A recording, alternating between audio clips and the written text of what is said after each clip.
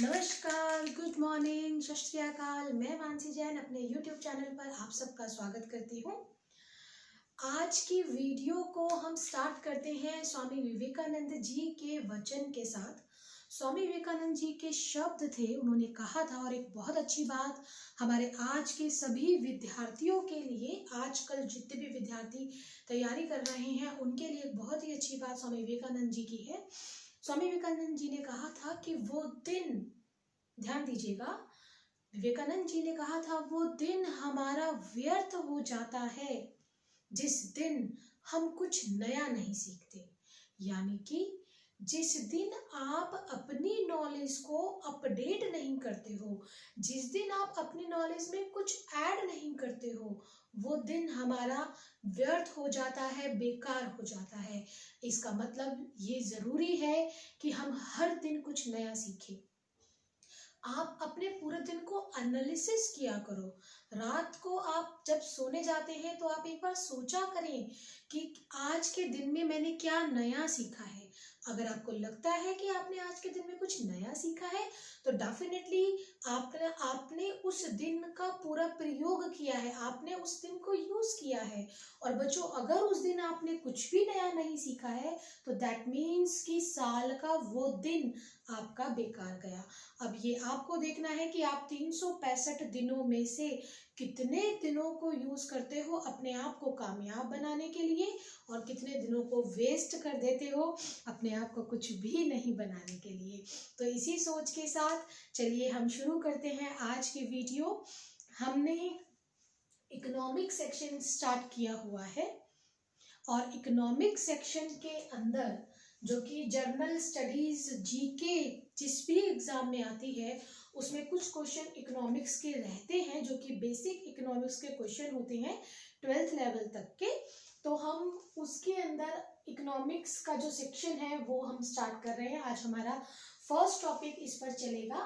तो देखिए, जो कि क्या है, टॉपिक है हमारा आज का इंट्रोडक्शन ऑफ इकोनॉमिक्स। आज की इस वीडियो में हम देखेंगे कि अर्थशास्त्र क्या होता है, क्या परिभाषा है अर्थशास्त्र की, अर्थशास्त्र जो है वो कितने प्रकार का होता है, अर्थशास्त्र के जो अर्थशास्त्र कहें या अर्थव्यवस्था कहें उसकी केंद्रीय समस्याएं क्या क्या होती है, और किसी भी देश की जो अर्थव्यवस्था होती है वो किस प्रकार की हो सकती है।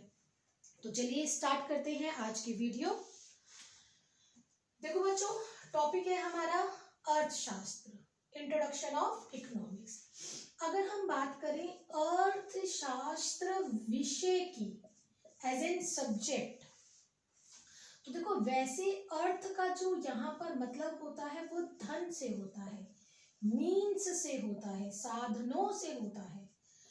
अर्थशास्त्र, अर्थशास्त्र क्या है, इसकी परिभाषा क्या है, इस विषय में दो मत प्रचलित हैं।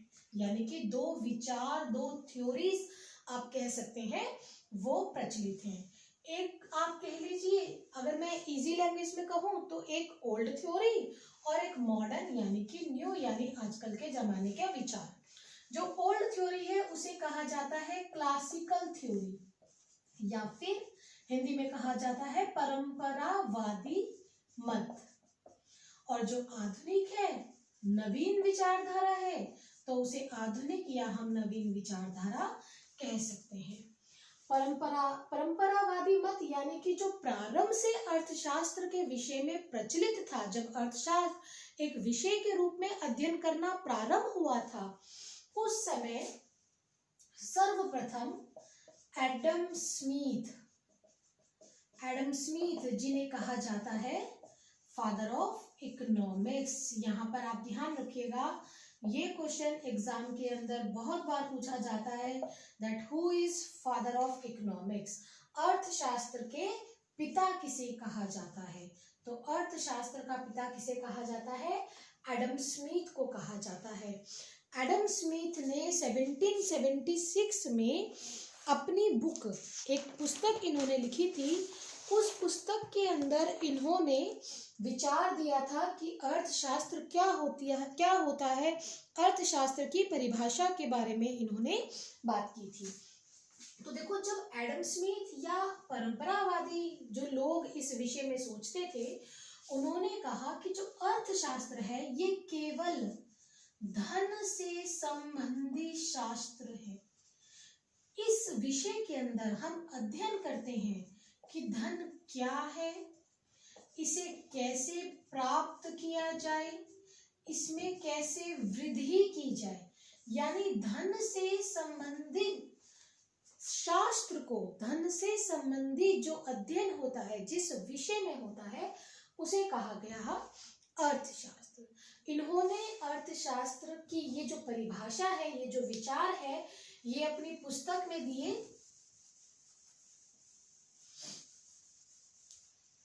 1776 में इनकी एक बुक आई, जिस बुक में इन्होंने ये परिभाषा दी। काफी लंबा चौड़ा नाम है इनकी बुक का, वैसे शॉर्टकट में तो वेल्थ ऑफ नेशंस कह देते हैं इनकी बुक का नाम, but that is the complete name is, कई बार एग्जाम में पूरा नाम भी आ जाता है, an inquiry into the nature and causes of wealth of nations, ये इनकी बुक का नाम है। इस बुक में इन्होंने अर्थशास्त्र की धन संबंधी परिभाषा दी। ध्यान देना बच्चों, क्वेश्चन ऐसे भी आ जाता है कि धन संबंधी परिभाषा किसने दी, क्वेश्चन ऐसे भी आ जाता है वेल्थ ऑफ नेशंस बुक जो है वो किसकी है, क्वेश्चन यहाँ से ये भी आ जाता है कि फादर ऑफ इकोनॉमिक्स किसे कहा जाता है। तो ये सभी क्वेश्चंस आप ध्यान रखिएगा, इसका इतना नाम भी करके, सिर्फ इतना नाम भी एग्जाम के अंदर आ जाता है, तो आप इसे ध्यान रखिएगा। ये बहुत ही इम्पोर्टेंट बुक है और ये बहुत ही इम्पोर्टेंट नाम है। तो आपको वैसे इसको याद करने की ट्रिक है, देखो स्टार्टिंग में जब कहते हैं कि जब धरती बनी, धरती पर जीवन विकसित हुआ, सबसे पहले मनुष्य आए, तो बाइबल के अंदर एक स्टोरी है एडम वाली, तो ये आप इसको वैसे करके याद रख सकते हैं कि बहुत प्राचीन समय की बात है। सबसे पहले धन को जोड़ना और ये सब धन के विषय में काम करना किसने शुरू करा, एडम ने। तो यहाँ से आपको ये जो कॉन्सेप्ट है ये याद हो जाएगा। यहाँ से क्वेश्चन क्या क्या बनते हैं तो आपको वो भी ध्यान रखना है, मैंने आपको बता दिया, बुक का नेम याद रखना है और आपको एडम स्मिथ भी याद रखना है, ठीक है। तो चलिए आगे चलते हैं परंपरावादी विचारधारा पे, जो परंपरावादी हमारी हो गई। आगे चलते हैं हम किस पर, अपनी मॉडर्न थॉट्स पे, नवीन विचारधारा पे। नवीन विचारधाराओं की अगर हम बात करते हैं, देखो तो जो नवीन मत हुआ ना, मॉडर्न थ्योरी जो हुई, इसमें बहुत सारे अर्थशास्त्रियों के नाम हैं, लेकिन मॉडर्न जो थ्योरी वाले जो साइंटिस्ट थे, जो अर्थशास्त्री थे, उनका मानना क्या था, उन्होंने कहा कि जो अर्थशास्त्र है, ध्यान देना बच्चों, उनका कहना था या उनका मानना था कि जो अर्थशास्त्र है वो केवल और केवल धन का अध्ययन नहीं है। उन्होंने कहा कि केवल धन का अध्ययन नहीं है, अर्थशास्त्र एक ऐसा विषय है जो संपूर्ण मानव जीवन का अध्ययन करता है, संपूर्ण मानव जीवन के विकास का अध्ययन करता है। यानी उन्होंने अर्थशास्त्र की परिभाषा को, अर्थशास्त्र के क्षेत्र को एक बहुत बड़ी परिधि में, एक बहुत बड़े सर्कल में बांध लिया। उनके अनुसार इसमें सब कुछ आता है, इसमें पर्यावरण अध्ययन भी आता है, इसमें मनुष्य का स्वास्थ्य भी आता है, इसके अंदर मनुष्य का जीवन या उसकी आयु कितनी रहेगी वो भी आता है। यानी कि अर्थशास्त्र मनुष्य के जीवन के विभिन्न पहलुओं का अध्ययन करता है, विभिन्न विकास के चरणों का अध्ययन करता है।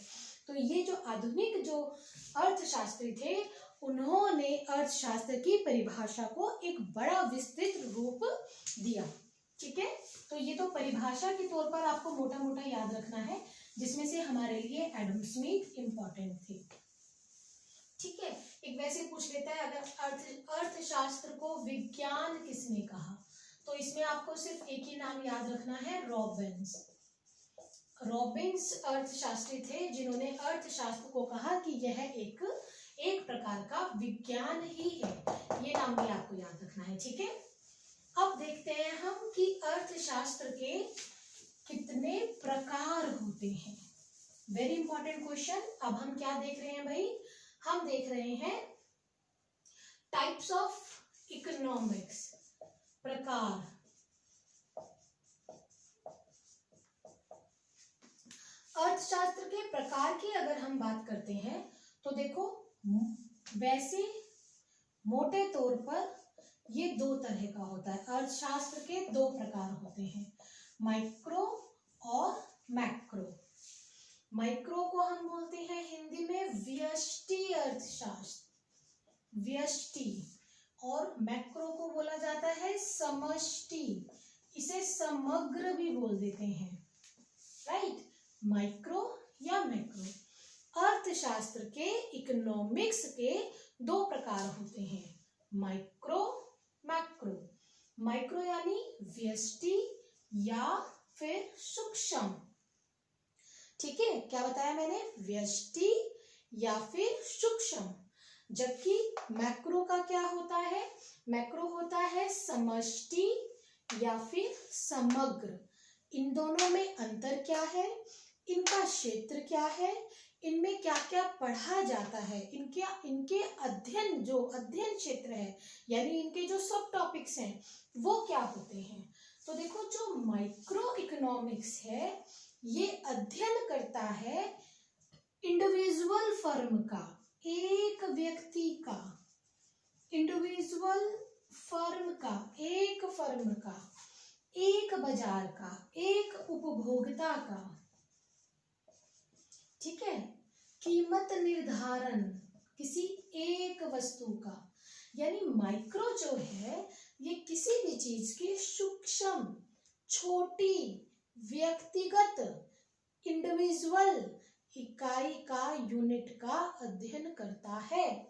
जबकि मैक्रो की अगर हम बात करें तो नाम से ही पता लग रहा है समग्र, समग्र यानी कि एग्रीगेट, यानी कि टोटल, अर्थात कुल। यानी मैक्रो क्या करता है, मैक्रो संपूर्ण देश के सभी जनसंख्या का, यानी संपूर्ण देश की अर्थव्यवस्था का अध्ययन करता है। यानी मैक्रो में क्या आ जाता है भाई, मैक्रो का क्षेत्र बड़ा हो जाता है, ये देश व्यापी विषयों का अध्ययन करता है। जैसे अब इसके कुछ पॉइंट्स भी बनेंगे ना, क्या पॉइंट्स बनेंगे बच्चों, देखो यहाँ से क्वेश्चन आता है, इसको आप ऐसे ही ना लेना कि ये तो थ्योरीज चल रही है, परिभाषा चल रही है, और ये टॉपिक ऐसे होते हैं जो एग्जाम के अंदर हमें कंफ्यूज कर देते हैं। देशव्यापी विषयों का देखो इसमें क्या आता है भाई, इसमें आता है राष्ट्रीय आय, ठीक है, विदेशी व्यापार या इसको कहते हैं अंतरराष्ट्रीय व्यापार, बेरोजगारी, बेरोजगारी कहो या रोजगार कहो, ठीक है, विदेशी मामले कहो।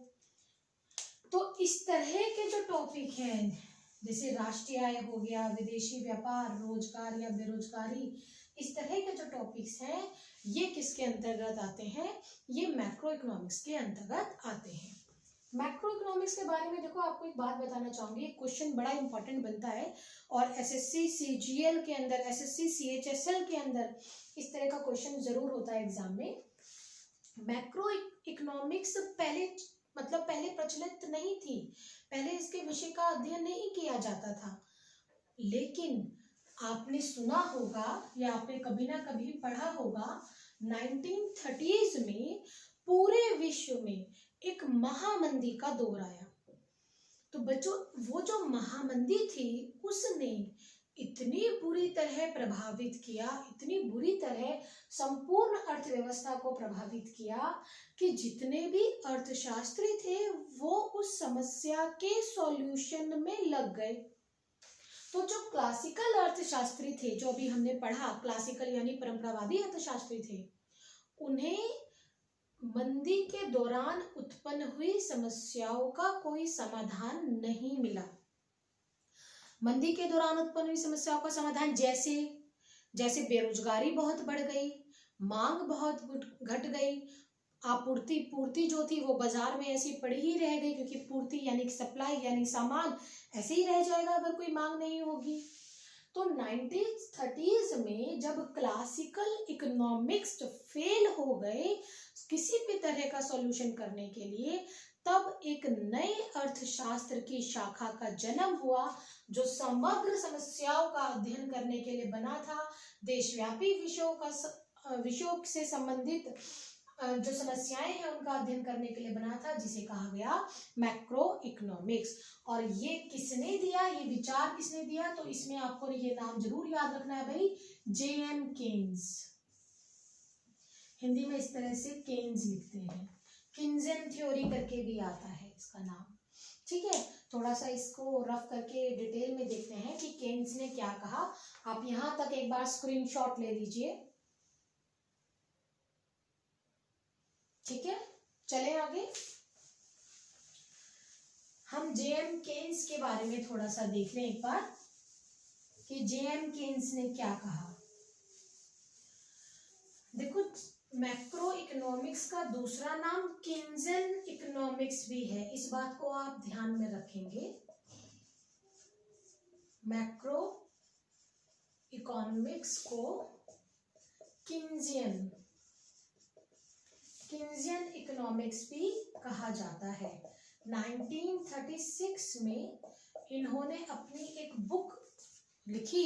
1936 के दौरान इनकी एक बुक आई जिसका नाम था general theory of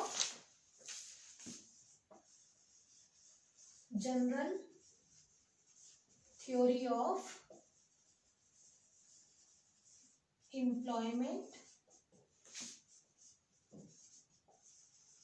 interest and money. Employment, interest and money, ये इनकी बुक का नाम था जो इन्होंने 1936 में लिखी।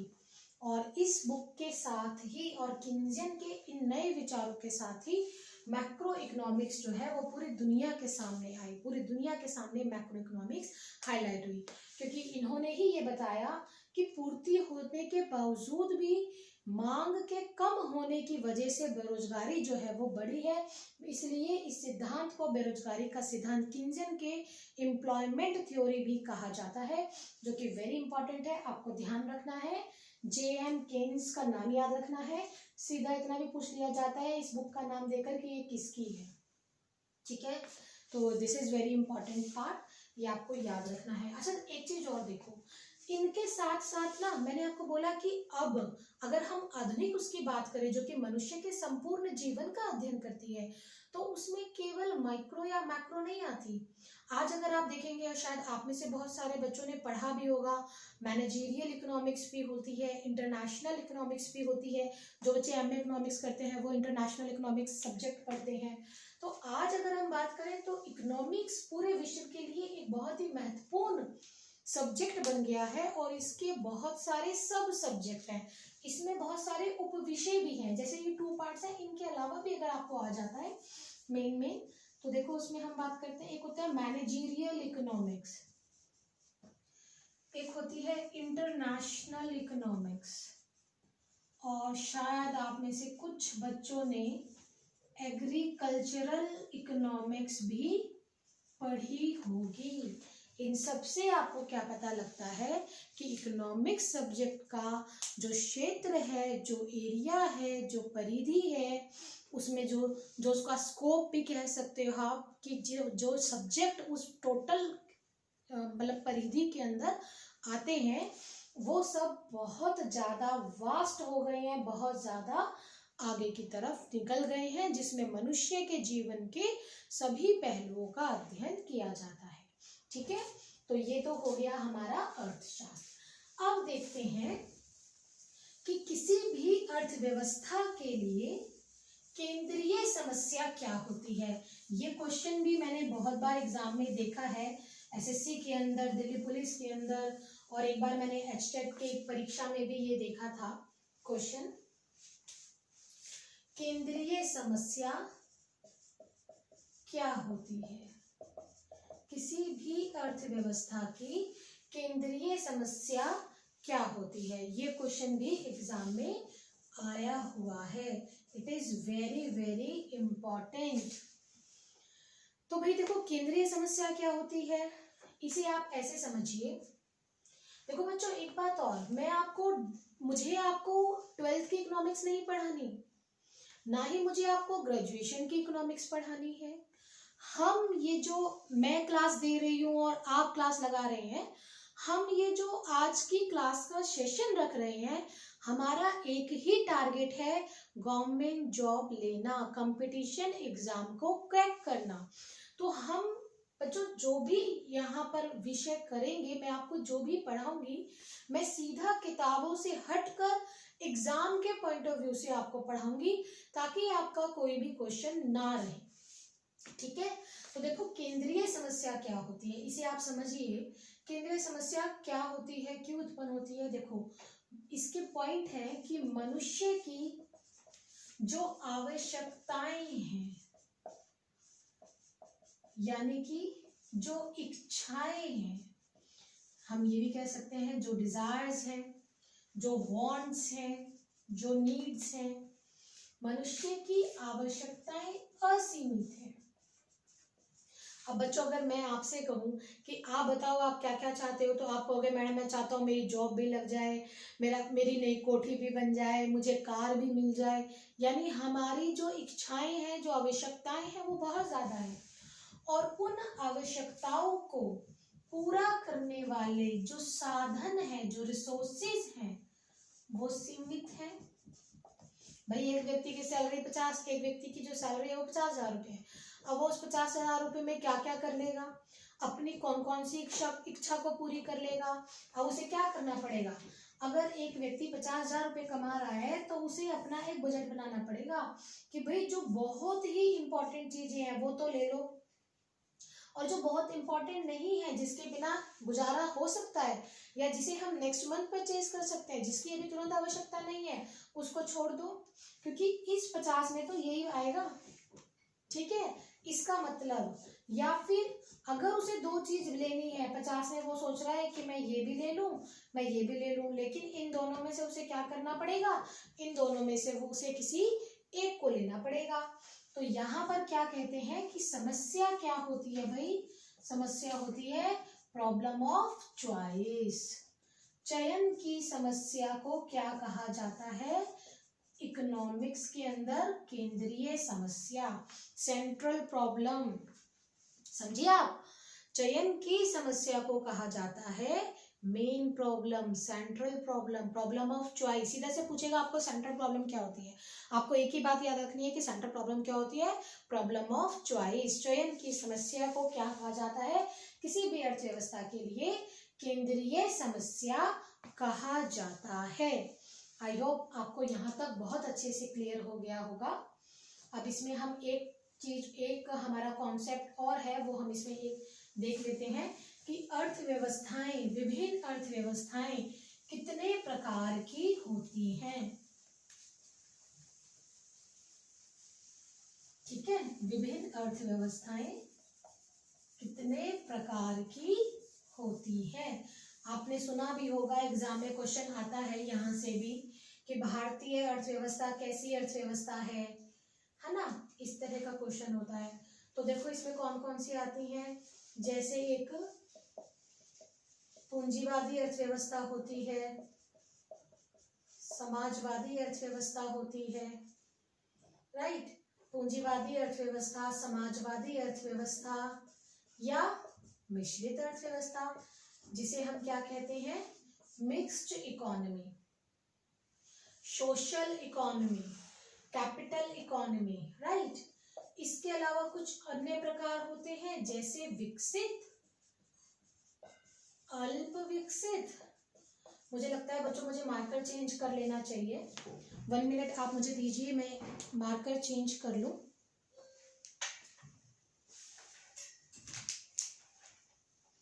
वरना आप ही लोग कमेंट में लिख देंगे कि मैम बहुत डार्क हो रहा है। डार्क नहीं है, लाइट है मार्कर, सॉरी दिखाई नहीं दे रहा है मैम, मार्कर चेंज कीजिए, है ना। कमेंट्स भी तो फटाफट आने स्टार्ट हो जाते हैं फिर।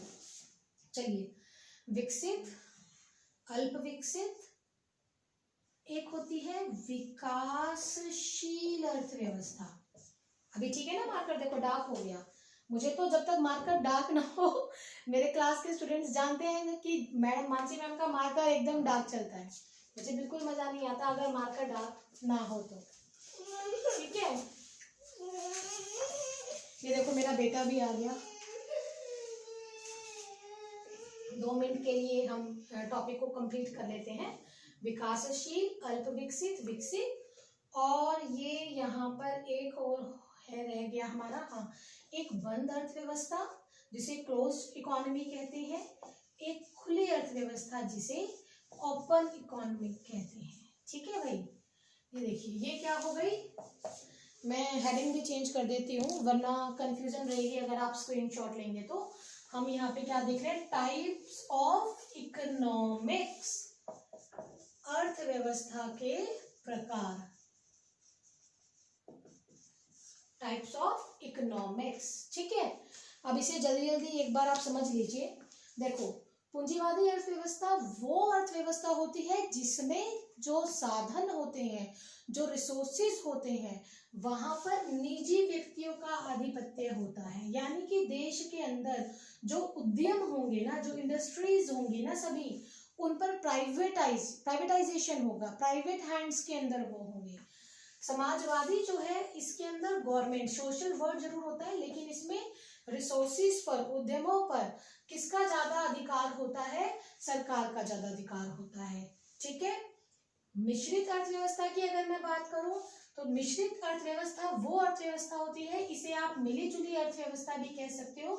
और मिली जुली अर्थव्यवस्था इसके अंदर क्या है, पूंजीवादी और समाजवादी, यानी निजी और सार्वजनिक, इसे निजी और सार्वजनिक, इनकी मिली जुली अर्थव्यवस्था कहते हैं। आजकल आपने देखा होगा एक आता है कि पीपीपी क्या है।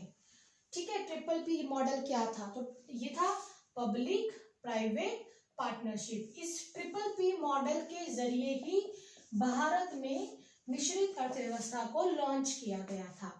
ठीक है, प्रारंभ किया गया था। विकसित यानी डेवलप्ड,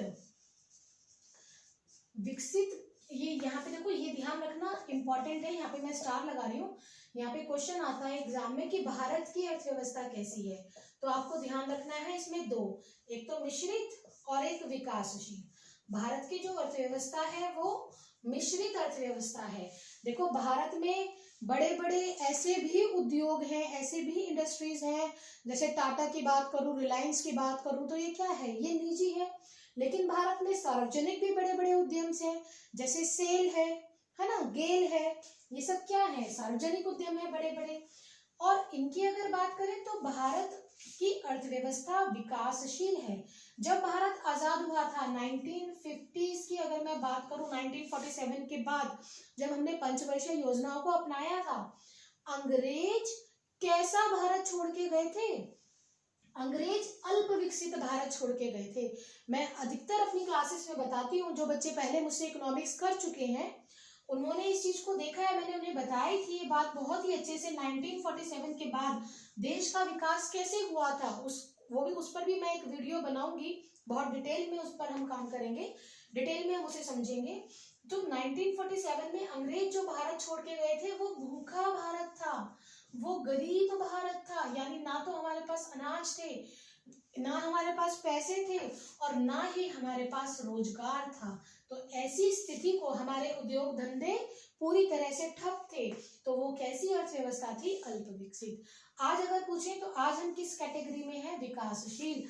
वर्तमान में इंडिया एक डेवलपिंग कंट्री है, तेजी से बढ़ती हुई अर्थव्यवस्था है। अच्छा बच्चों बताओ, क्या भारत एक बंद अर्थव्यवस्था है या खुली, इन दोनों में से भारतीय अर्थव्यवस्था कैसी अर्थव्यवस्था है, तो भारतीय अर्थव्यवस्था एक खुली अर्थव्यवस्था है, ओपन इकोनॉमी है। खुली अर्थव्यवस्था वो होती है जहां पर विदेशी व्यापार आयात निर्यात होता है, यानी वह अर्थव्यवस्था जो आयात भी करती है, निर्यात भी करती है, शेष विश्व के साथ, संपूर्ण विश्व के साथ उसका संबंध है। कैसा संबंध है, आयात निर्यात का, यानी सामान जा भी रहा है, सामान आ भी रहा है। जबकि जबकि बंद अर्थव्यवस्था क्या होती है, क्लोज्ड इकोनॉमी क्या होती है, जिनका शेष विश्व के साथ व्यापारिक संबंध नहीं होता। ठीक है। वैसे आज के समय में बहुत रेयर ही बंद अर्थव्यवस्था की कल्पना हम कर सकते हैं, लेकिन बहुत हद तक नॉर्थ कोरिया की इकोनॉमी को क्लोज इकोनॉमी माना जाता है। ठीक है, नॉर्थ कोरिया के विषय में आप सब जानते ही होंगे। तो यहाँ पर आपसे अगर पूछा जाए ऑप्शन देकर कि भारतीय अर्थव्यवस्था की विशेषताएं बताएं, तो कैसी होगी? ओपन इकोनॉमी होगी, कैसी होगी? डेवलपिंग होगी, कैसी होगी? मिक्स्ड होगी। ठीक है, तो यहाँ से बच्चों एग्जाम में क्वेश्चन आ जाता है। आज की इस वीडियो में हमने 3 टॉपिक कवर करे हैं। अर्थशास्त्र क्या है, अर्थशास्त्र के प्रकार कितने होते हैं, जैसे माइक्रो और मैक्रो। उसके साथ ही हमने देखा कि जो चयन की समस्या जो है वही हमारी क्या है? केंद्रीय समस्या है। यानी केंद्रीय समस्या क्या होती है वो भी एग्जाम में क्वेश्चन आता है। और साथ ही अर्थव्यवस्था के प्रकार, ये तीनों ही टॉपिक जो हमने आज की क्लास में कवर किए हैं मोस्ट इंपॉर्टेंट टॉपिक है। और मुझे पूरी उम्मीद है कि आपको वीडियो पसंद आई होगी। और डेफिनेटली आपको पता ही है, मैं ये नहीं कहूँगी कि प्लीज़ प्लीज़ प्लीज़ लाइक कीजिए, क्योंकि मेरा ये मानना है कि अगर वीडियो आपको अच्छी लगी है, इस वीडियो ने आपके डाउट्स क्लियर किए हैं, कुछ ना कुछ आपने मुझसे नया सीखा है, अगर पूरी वीडियो के दौरान कोई एक बात भी आपको ऐसी लगी है कि आपने मुझसे सीखी है, तो please please of course video को लाइक कीजिए। ठीक है, tata, bye bye, take care, thank you very much.